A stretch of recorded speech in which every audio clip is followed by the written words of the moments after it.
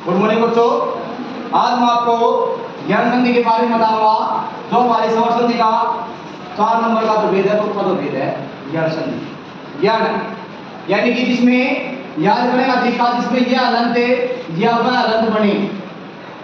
यह अलंत कैसे बनेगा, आज मैं आपको पहला जो नियम हमारा है वो इसमें यह अलंत कैसे बनता है, कौन से स्वर का बनेगा और किस तरह बनेगा, वो आज हम यण संधि के बारे में जानेंगे, यण संधि भी सीखेंगे। ध्यान देना सब बच्चों ने। यण संधि यानी कि ई या बड़ी ई शुरुआत में, यानी कि कोई भी संधि आती है जो मैं आपको बताता हूँ, हर बार बताता हूँ मैं, जो आपको मात्रा दिखाई, यानी मात्रा दिखाई देती है, स्वर नहीं होता, इस तरफ स्वर होता है, इस तरफ जो मात्रा होती है, हम उस मात्रा में ई या बड़ी ई मिलेगी आपको। यानी कि ई या बड़ी ई प्लस में कोई भी स्वर होगा तो उस स्वर की तो मात्रा लगेगी और ई या बड़ी ई का बनेगा यह अलंत। मैंने आपको बताया था यण संधि याद करने का या समझने का एक तरीका है, यानी कि जिसमें यह अलंत मिले, जिसमें यह अलंत या वह अलंत मिले। ई या बड़ी से बड़ी का जो होता है उससे बनेगा यह अलंत। क्या बनेगा? यह अलंत बनेगा।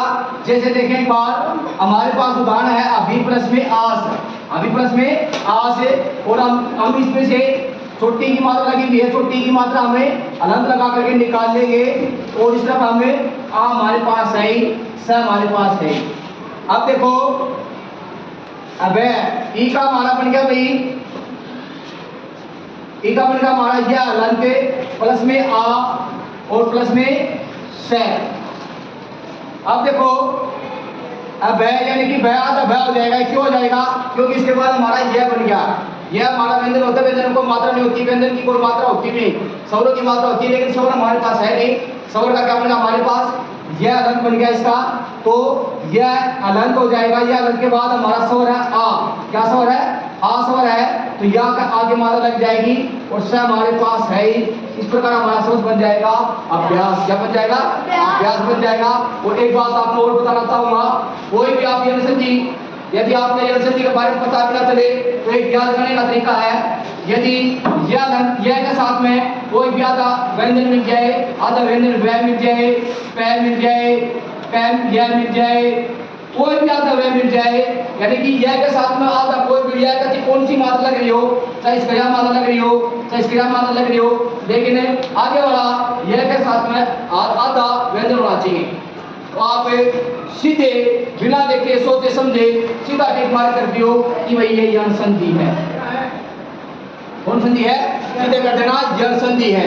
इस प्रकार इसकी बहुत ज्यादा छोटी छोटी बहुत ज्यादा ट्रिक है। ये हमारा बहुत इंपॉर्टेंट है और यह महत्वपूर्ण टॉपिक है यण संधि। हर बार ज्यादातर पेपरों में यण संधि का ही प्रश्न आता है।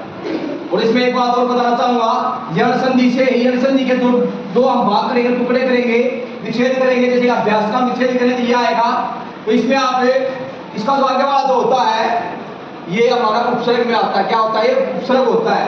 क्या होता है? हमारा उपसर्ग होता है। और उपसर्ग में आप देखो, उपसर्ग में सारी मात्राएं होंगी, या तो अलंत वाली मिलेगी आपको, तैलंत हो गया, या फिर आपको छोटी मात्रा मिलेगी, या छोटी की मात्रा मिलेगी, या छोटा उ मिलेगा।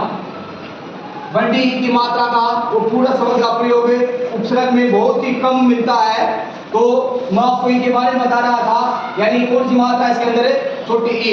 ये मैं इसलिए बता रहा था, यदि आप पेपर में जब आता अभ्यास के बारे में कि भाई आप इसकी संधि विच्छेद करें या उपसर्ग निकालें, उपसर्ग कैसे निकालेंगे, तो अब उस ऑप्शन में ना एक अभी ये भी आता है, लेकिन ये हमारा रोंग है, रोंग रहेगा, क्योंकि बड़ी की मात्रा का प्रयोग यण संधि में, उपसर्ग संधि में बहुत ही कम मिलता है, लगभग तो मिलता ही नहीं, लेकिन मिलता तो बहुत ही कम शब्दों में मिलता है। तो आप सीधा आंसर कर देना कि अभी प्लस में आस, अभी प्लस में आस। इस प्रकार हमारे ये यण संधि का पहला नियम था, जिसमें हमें उपसर्ग के बारे में भी जाना और यण संधि में यह कैसे निकलता है, यह कि कौन सी मात्रा लगेगी, किस तरह बना शब्द हमारा संधि विच्छेद कैसे करेंगे, इस प्रकार हमने जानकारी प्राप्त की। धन्यवाद।